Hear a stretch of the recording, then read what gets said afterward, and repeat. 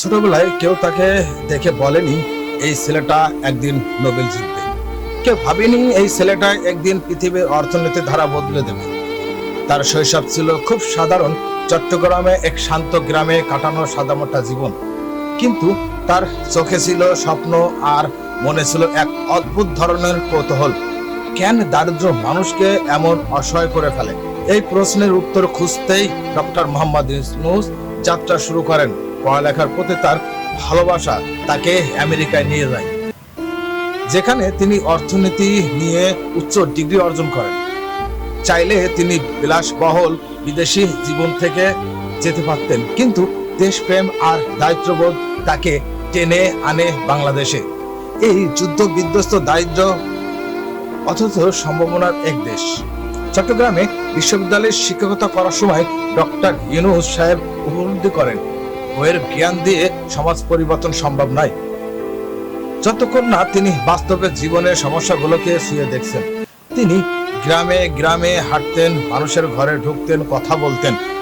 একদিন তিনি দেখলেন কিছু মহিলা মাত্র 30-50 টাকার জন্য সুদখোরদের কাছে নিজেদের শ্রম বিক্রি করে দিচ্ছে।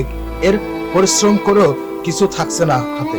তিনি ভাবলেন এই অবস্থায় তো বদলাতেই হবে। তখন তিনি করলেন এক অসম্ভব কাজ।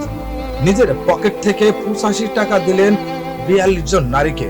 কেউ বাঁশের পণ্য বানালো, কেউ মুরগি পালন করলো, কেউ চাউল কিনে বিক্রি করলো, এবং সবাই 1 টাকা বাকি রাখলেন না, ফিরিয়ে দিলেন সেই ঋণ। এখানে ইতিহাসের মোড় ঘুরল।